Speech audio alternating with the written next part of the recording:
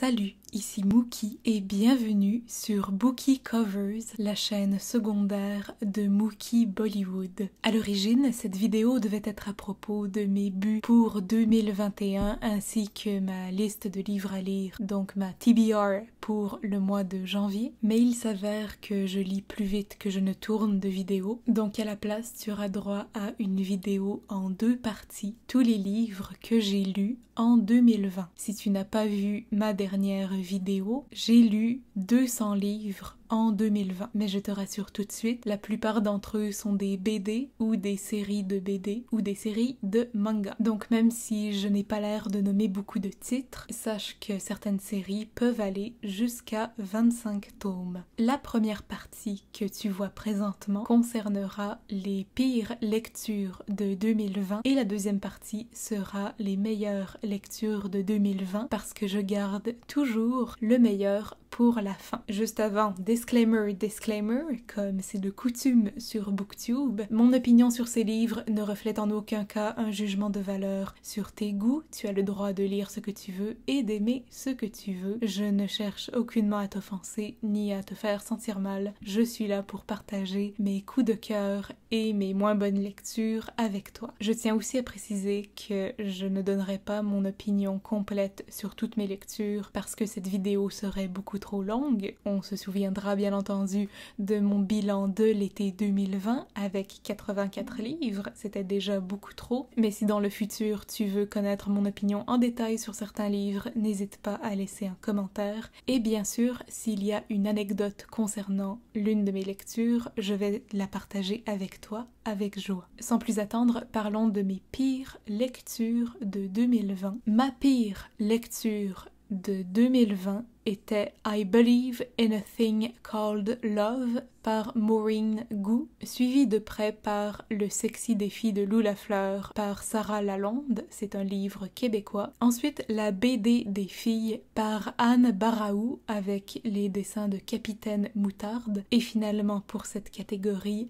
malheureusement, un classique de la littérature indienne d'expression anglaise, The God of Small Things par Arundhati Roy. Dans la catégorie répugnant ou bizarre, nous avons la série Agrippine par Claire Bretécher. C'est une série de BD dont j'ai lu 2 tomes uniquement et dans le désordre, donc ça n'a pas aidé à ma compréhension. Ensuite, Javotte par Simon Boulris. C'est un livre québécois et Simon Boulris est reconnu pour écrire de la littérature jeunesse très choquant, ce qui n'est pas du tout mon style. En fait, j'étais très mal à l'aise avec Javotte, qui est une revisitation du conte de Cendrillon mais du point de vue de l'une des méchantes belles-sœurs, ce qui a priori est une bonne idée, sauf qu'il y a, attention, un trigger warning pour du détournement de mineurs, donc j'étais vraiment pas à l'aise avec ça. Suivant de très près, nous avons un autre roman québécois, malheureusement, Le Troisième Orchestre par Sylvain Lelièvre. En fait, Le Troisième Orchestre aurait facilement pu détrôner I Believe in a Thing Called Love, et finalement, dans cette catégorie, Gokudo Girl par Buronson, qui est une série manga seinen que j'ai lu quand j'avais 11 ans et que j'ai gardé depuis, mais dont je pense sincèrement me débarrasser. Ce sont 5 tomes sur la mafia japonaise, donc une jeune fille de 16 ans qui rentre dans la mafia japonaise, qui devient yakuza. C'est une série extrêmement violente et très sexiste, très objectifiante, ce pourquoi je pense m'en débarrasser, même si je l'ai depuis plus de 10 ans. Dans la catégorie ennuyant, nous avons Fangirl par Rainbow Rowell. C'était la version française que j'ai DNF'd, mais que j'ai quand même compté comme un livre lu parce que les livres dont j'ai lu plus de 50% des pages sont considérés pour moi comme des livres lus. Après And We're Off par Dana Schwartz, j'aimais bien l'idée de voyage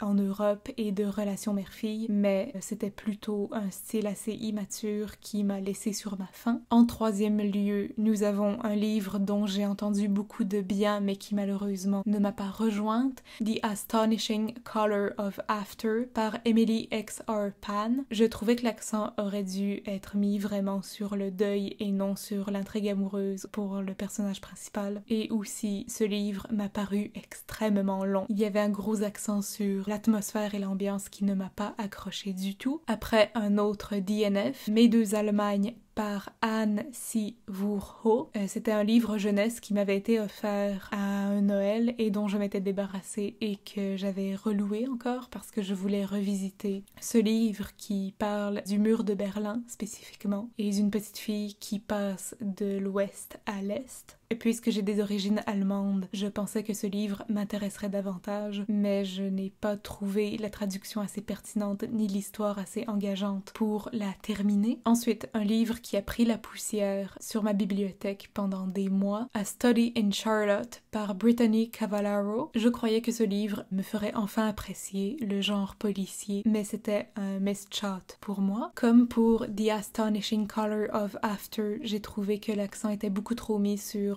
la romance et le sentimentalisme, alors que Sherlock Holmes, l'un des personnages principaux, est un personnage très intéressant qui aurait mérité sa propre narration au lieu de reprendre le style à la Sherlock Holmes, donc que ce soit un narrateur témoin. Et enfin, nous avons 2 pièces de théâtre par Jean Racine, Bérénice et Phèdre. J'avoue que je les ai lus uniquement parce que je savais que je pouvais les lire rapidement et que ça me permettrait d'atteindre mon objectif de 200 livres. Ça a été le cas pour d'autres livres que j'ai lus à travers l'année et je me suis rendu compte que Racine et moi, on n'aurait pas été amis si on avait existé à la même époque. J'ai trouvé son style très pédant et difficile à suivre. Pour moi, qui suis habituée maintenant au théâtre québécois et au théâtre contemporain qui est beaucoup plus direct et franc, à fleur de peau, j'ai trouvé que Bérénice et Phèdre ne faisaient pas le poids en comparaison à toutes les merveilleuses pièces de théâtre que j'ai lues cette année. Nous embarquons maintenant dans la catégorie Attente déçue. Nous commençons par la série de 2 tomes de bande dessinée La Célibataire, qui est une idée originale d'India Desjardins, une auteure jeunesse très connue et très réputée à Québec. Elle est reconnue pour sa série jeunesse Le journal d'Aurélie Laflamme, qui a connu un très grand succès. La Célibataire était une tentative vers les adultes, si je ne me trompe pas. Je m'attendais à ce que ce soit une espèce d'hommage au célibat, que ça affiche les bons côtés du célibat. Puisque je suis une très fière célibataire, je cherche à m'identifier à certains personnages, mais dans ce cas-ci, c'était plutôt un personnage qui faisait une recherche obsessive d'un partenaire de vie. Donc j'ai trouvé que c'était une opportunité manquée, que c'était dommage que ces BD-là ne sortent pas du lot. Après un livre de Rachel Hawkins, Royals, dont le nouveau titre est Prince Charming.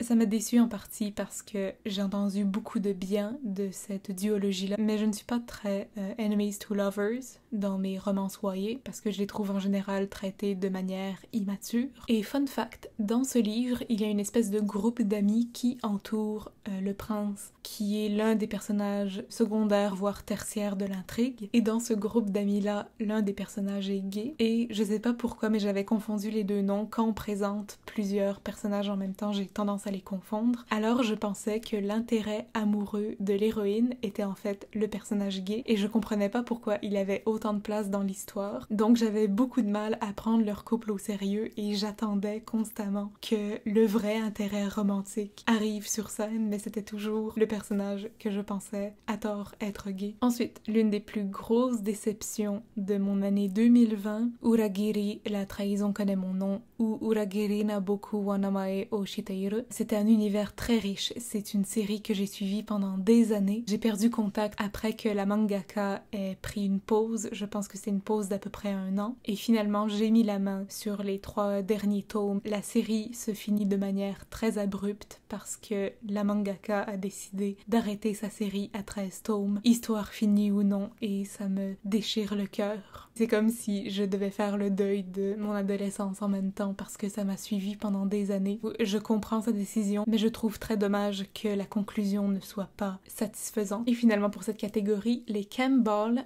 par Munuera. C'est une série de bandes dessinées de 5 tomes. C'est une histoire de pirates très amusante, très riche. Ça parle de malédiction et de fantômes. Donc si tu es un ou une fan de Pirates des Caraïbes, c'est peut-être la BD pour toi, mais j'ai trouvé que les personnages féminins étaient hyper sexualisés. Et il y avait aussi un personnage carabéen dont le nom était un jeu de mots et j'ai trouvé ça pas mal insensible. J'ai trouvé que c'était dérangeant à lire. Pour référence, le nom du personnage dont je parle, c'est Nutella. La catégorie suivante, là nous quittons les pires lectures pour embarquer dans les lectures moyennes qui auraient pu être mieux exécutées, d'où le nom de ma catégorie, bien intentionnée, mal exécutée. Nous avons un autre roman québécois, Comme une chaleur de feu de camp par Amélie Panneton. L'idée était bonne, c'est un trigger warning pour agression sexuelle. Même si c'est un livre jeunesse, ça aborde ce thème-là, ce que je trouve est une bonne idée, sauf que j'aurais préféré que l'accent soit vraiment mis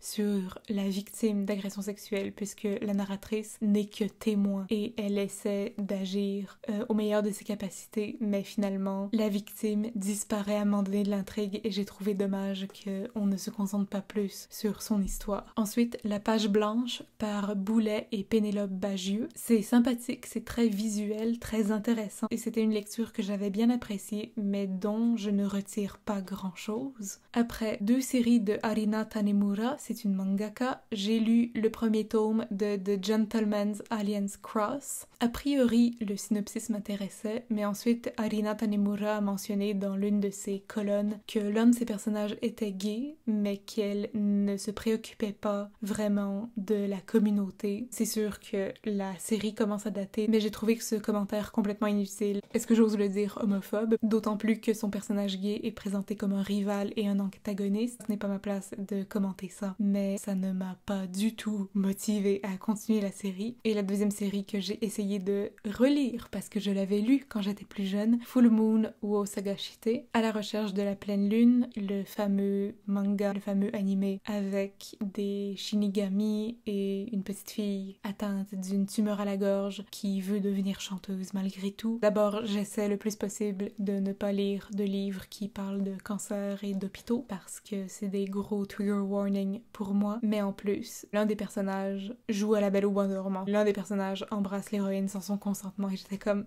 je tolère pas ça dans cette maison, donc je ne vais pas poursuivre cette série. Et finalement, dans cette catégorie, Fée aime Fée par Amélie Dumoulin, un autre livre québécois qui parle de 2 jeunes filles, toutes les 2 surnommées Fée. Même si j'ai trouvé que leur couple était pertinent, très réaliste, très mignon, j'ai trouvé que l'histoire partait un peu dans tous les sens et qu'elle essayait d'aborder trop de thèmes en même temps. C'est pour ça que j'ai trouvé l'exécution insatisfaisante. Prochaine catégorie, les romans et séries que j'aurais adoré si j'avais été plus jeune. Nous avons d'abord Celtina, un autre de mes DNF, par Corinne Devailly. Je n'ai même pas fini le premier tome. Celtina, la terre des promesses. La culture celte est passionnante, c'est un sujet que j'adore, mais le style m'a irritée à un point inimaginable. Le narrateur ou l'autrice vraiment prenait le public cible de haut, mais je pense que si j'avais été plus jeune, si j'avais été de l'âge du public cible, donc entre 10 et 12 ans, j'aurais beaucoup aimé. Après la série shoujo manga Last Game par Shinobu Amano, j'en ai lu 3 tomes avant de décider que ça ne me plaisait pas, mais je comprends si certains ont un attachement nostalgique à cette série-là. Si j'avais été plus jeune et si je venais de commencer à lire des mangas, j'aurais beaucoup aimé cette série-là. C'était mignon, il n'y avait pas grand-chose à dire, mais pour moi, le premier tome me suffisait amplement. Après, Shatter Me par Tahereh Mafi, je n'ai lu que le premier tome de la série. Je pense que ma période dystopie, Hunger Games, tout ça est très loin derrière moi et j'aime toujours autant le style de Tahereh Mafi. Je trouve que c'est une écrivaine formidable, mais je n'ai pas vraiment connecté avec Shatter Me. J'ai trouvé que ça rentrait dans le moule de la mode dystopique des années 2010. Dash and Lily's Book of Dares par Rachel Kahn et David Levithan. J'ai écouté le livre audio. C'était mignon, c'était juste l'ambiance qu'il me fallait pour le temps des fêtes, mais je n'y étais pas plus attachée. Après, 2 autres livres de Rachel Hawkins, sa série Hex Hall. Encore une fois, une période qui est désormais loin derrière moi, mais que j'ai trouvé très originale malgré tout, mais je ne voyais pas l'intérêt de finir la trilogie. Ma vie de gâteau sec par Elisabeth Baril-Lessard, un livre québécois que j'ai énormément apprécié. Je trouve que la génération actuelle est très chanceuse d'avoir ce livre dans ses étagères. Death Note par Tsugumi Ohba, dont j'ai lu 7 tomes avant d'abandonner. Malheureusement, les jeux intellectuels n'étaient vraiment pas faits pour moi. Je pense que j'aurais plus d'affinité avec l'anime. Et finalement, Love à la mode par Stephanie Kate Strom. C'était un autre de mes livres audio. C'était mignon, ça se passe à Paris, mais j'ai trouvé que j'en avais lu assez. J'ai lu assez de romances YA qui se déroulent à Paris. Et finalement, ma dernière catégorie, les livres auxquels je donnerais peut-être une deuxième chance. Nous avons en premier lieu The House on Mango Street par Sandra Cisneros. Je m'attendais vraiment à un roman, mais en fait je pense que c'était un recueil de nouvelles. Je ne suis pas vraiment sûre. Ce pourquoi j'aimerais lui donner une seconde chance pour être bien sûr de tout comprendre. Chronique birmane par Guy Delisle. En fait, c'est une BD autobiographique sur ses années en Birmanie. Vu que je n'avais aucune notion au préalable de cette culture-là, je n'ai pas vraiment apprécié ma lecture, mais je crois que ce n'est que partie remise. The Two Princesses of Bamar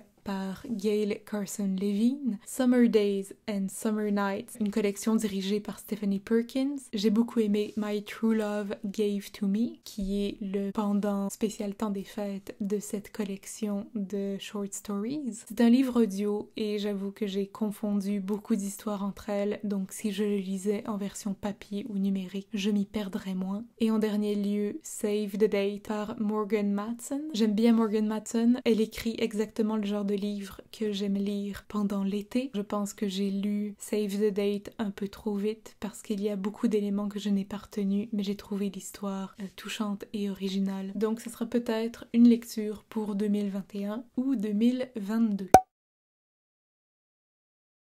Et voilà, c'est tout pour cette vidéo. J'espère que tu as apprécié. Si oui, n'hésite pas à aimer, commenter, partager. Dis-moi tes pires lectures de 2020 ou la pire. N'hésite pas à partager la vidéo et surtout à t'abonner pour ne pas rater la deuxième partie. Je sortirai mes meilleures lectures de 2020 aussitôt que possible. Sur ce, c'est tout pour moi. Je m'appelle Mookie et j'espère que tu découvriras ton prochain coup de cœur sur Bookie Covers.